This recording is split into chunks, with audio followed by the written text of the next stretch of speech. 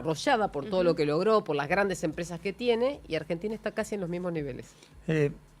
Es un buen punto de partida para ir a los 50 años de la dictadura militar, del golpe de Estado.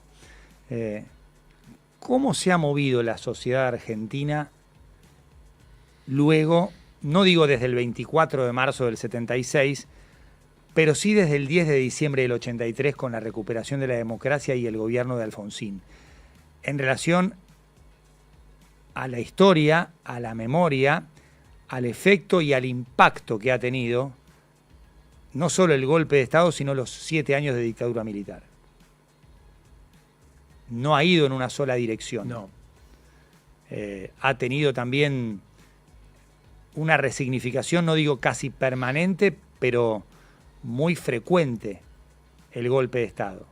Y los impactos que tuvo, ni que hablar con los desaparecidos, las políticas económicas, los efectos de esas políticas económicas, cómo condicionó, sobre todo al gobierno de Raúl Alfonsín, la decisión de Carlos Menem de indultar, no a todos, la política de Estado con el juicio a las juntas y las leyes de obediencia debida y punto final, la llegada del kirchnerismo con una mirada bastante diferente, revisionista, y con menos matices quizás que los que el propio Alfonsín planteaba, no solo con el juicio a las juntas, no solo con las leyes de obediencia debida y punto final, hasta incluso con declaraciones donde el propio Alfonsín dice, no, 30.000 no, 7.000, 8.000, valorando, si querés, el contenido simbólico de ese número. Y lo que es hoy el gobierno de Javier Milei es el tercer 24 de marzo, con 3 documentos distintos. Pero en la misma línea, ¿no? Exactamente. Como que no ha habido acuerdos, si querés, por unanimidad, y sí ha habido cambios en cuanto a la búsqueda del gobierno del momento de imponer su mirada o de tratar de difundir desde ese punto de vista el significado de la dictadura militar y del golpe de Estado del 76. Muy atractivo lo que planteas, porque efectivamente parecería ser que cada gobierno tiene una mirada distinta de nosotros mismos. Es cierto. ¿No? Sí. O sea, cada gobierno tiene una mirada distinta de lo que somos, lo que fuimos, de por qué estamos donde estamos, de por qué llegamos a donde llegamos, todo eso, ¿no es cierto? Sí, a mí me perturba, yo lo marcaba un poco a las 9, esta idea de, bueno, cómo creamos un muro de contención a los exabruptos, el autoritarismo, a no repetir la historia, básicamente con la cultura democrática, abrevando en la cultura democrática, en la cultura que además nos caracteriza como argentinos. Hemos sido un crisol de raza, hemos sido absolutamente receptivos, no tenemos conflictos religiosos, no tenemos conflictos étnicos, no hemos tenido problemas raciales, tenemos diferenciales enormes, profundamente mucho más importantes de los que, o mucho más importantes de lo que el mundo ha generado. Sin embargo, en la Argentina, esa Argentina, tenemos una contradicción permanente. Y tenemos sectores vastos que cada vez que toman una cuota parte de poder creen que pueden aplacar al otro, que pueden cancelar al otro, que pueden obturarlo, que pueden limitarlo, acotarlo, aplastarlo en algún caso. Y yo creo que eso es lo que profundamente debemos discutir, que es lo profundamente antidemocrático, perdonen por la redundancia. Pero Juan Pablo hizo hincapié en qué piensa la sociedad, o algo así fue tu pregunta, como dónde están parados los argentinos, y creo que hay una gran parte de la población que no se involucra ni siquiera en tener una opinión formada sobre este tema. Y eso también hace que los que sí tienen la opinión formada combatan en una mini grieta o en una especie de grieta en el que está en contra de la decisión que tomó el gobierno anterior o incluso del juicio que vos dijiste, es un juicio icónico, ejemplar a la Junta Militar en el 85. Que nosotros ni siquiera lo tomamos como algo relevante, el mundo lo toma como algo relevante. Sí, y la última película, 1985, también lo acerca a personas que no habían nacido. Claro. Si uno toma en cuenta la composición demográfica del país, hay un altísimo porcentaje de la sociedad que ni siquiera había nacido.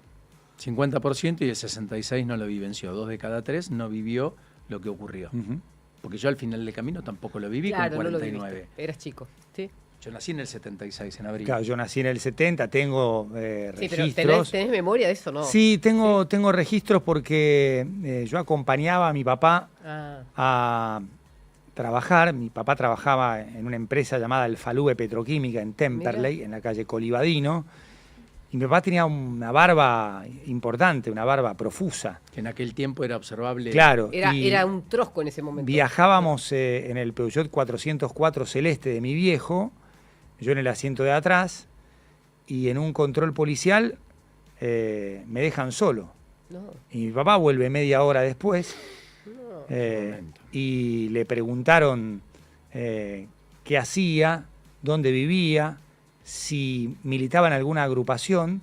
Mi papá le dice a la persona que lo interroga, soy socio de Boca, y el tipo, esto obviamente me lo contó mi papá, yo no fui testigo de eso, y el tipo le dijo no se haga el gracioso, y el diálogo terminó, si usted mañana no se afeita, el final es distinto.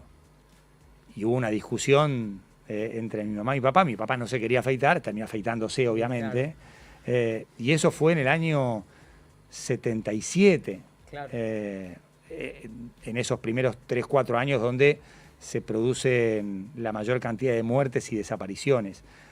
El concepto de desaparecidos en el mundo se conoce por la dictadura militar. Claro. Antes no Argentina. existía, Claro.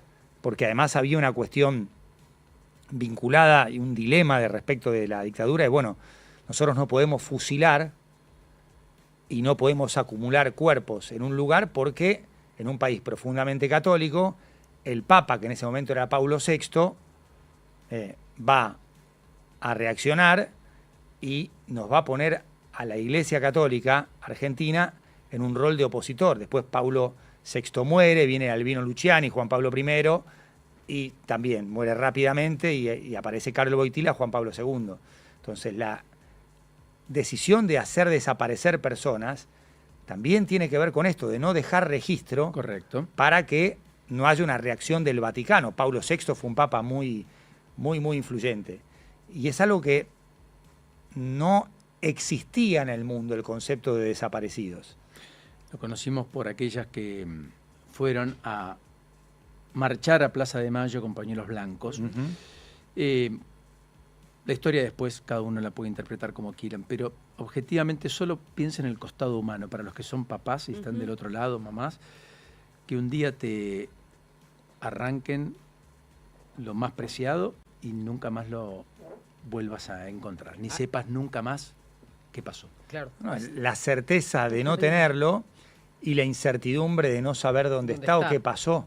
Ayer le hicieron una entrevista a Fernández Meijide. Ella tenía 4 hijos, 3 varones, y ella cuenta que Pablo, que es el hijo desaparecido, le preguntan por él y dice, claro, en ese momento Pablo se convirtió en tu único objetivo. Vos tenías otros hijos, pero pasaron a un segundo plano. Y ella dice que hoy habla con sus hijos y les cuenta que en ese momento ella no se daba cuenta que les quitaba atención a los demás porque buscaba a uno que faltaba. Es terrible. Y es una buena manera de entender el contexto general, Exacto. digamos.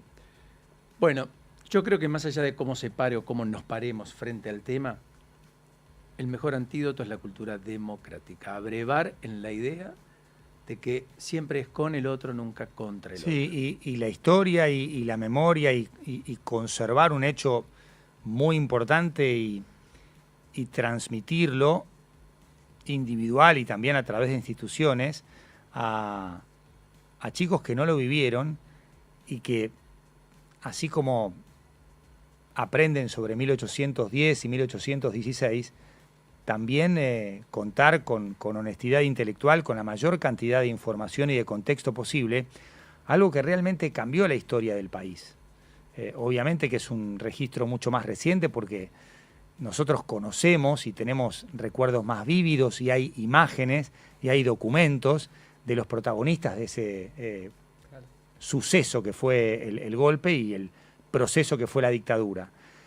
E incluso también ir un poco más atrás en el tiempo. Sí, claro. El contexto de la sociedad. Una década del 70 hiperviolenta, gobernada más por militares que por Sí. demócratas. No, y cómo llega la dictadura militar y lo que fueron los últimos años de gobierno democrático, primero con Cámpora, después con Perón, con la muerte de Juan Domingo Perón, con Isabel la asunción Martínez. de María Estela Martínez de Perón. Perdón, María Estela Martínez de Perón. En cualquiera de los casos es un tema. Cuando Perón vuelve a la Argentina, las facciones internas del peronismo terminaron a los tiros. Sí, Ezeiza. claro. Sí, en Ezeiza. Claro. Ya en democracia, en un acto de Perón, Perón manda a replegarse a los imberbes, que eran los montoneros. O sea, había una situación puertas adentro en la política, no zanjada ni siquiera en democracia, de las fuerzas legales constituidas a tal efecto. Sí, Montoneros pasa a la clandestinidad. La AAA es una creación de un gobierno democrático. Exactamente. Bueno, ese fue el caldo de cultivo. El decreto que habla de aniquilamiento, Correcto. lo firma Ítalo Argentino Luder, que era ministro de Defensa. Exactamente. Correcto. Que después fue el candidato del presidente, peronismo, claro, en el 83. Y se denuncia un pacto sindical militar y esa denuncia lo catapulta a Alfonsín, que no era el favorito en ese contexto, y termina ganando con el 52% de los votos. Más allá del cajón de Herminio Iglesias, Sí. que fue como emblema tal vez, algo que tenía la simbología de los 70, además, era Absolutamente. prender fuego un cajón. Y Alfonsín recitando el preámbulo en el final de cada discurso, o sea, el liderazgo, el carisma de Alfonsín también. Porque era brevar en la cultura democrática, Sí. porque si hay algo que el preámbulo nos demuestra es que somos abiertos, que somos un país que incorpora, amigable, diverso, y que tiene una meta clara que está anclada en básicamente valores vinculados a la democracia, no a la no democracia. Pese a que las confrontaciones internas han sido un denominador común, desde unitarios y federales para acá, casi sistemáticamente. Sí, sí, sí. Y también, por supuesto, otro análisis es el contexto o la dinámica económica que fue recorriendo Argentina después del golpe de Estado y la dictadura militar. Las decisiones de Martínez de Hoz, el final de la dictadura, las decisiones que toma Alfonsín en función de lo que era el país en ese momento. Realmente el golpe de Estado y la dictadura nos ha cambiado la vida. Y hay un efecto histórico muy, muy potente, más allá de las discusiones que hasta a veces sirven más para alimentar batallas culturales ajenas que una revisión propia respecto de lo que pasó. Pero fue muy importante y aún a 50 años hay consecuencias. Consecuencias. No ha sido inocuo. No, para nada. De ningún modo. No. En ningún ámbito. En ningún ámbito, claro. Sí. Incluso en la política. Sí. Juan Pablo Leonora, enorme placer. Como Placer, siempre. Paulino, placer, Juli. Nos vemos mañana. Gran martes por delante. Nos reencontramos mañana si Dios quiere.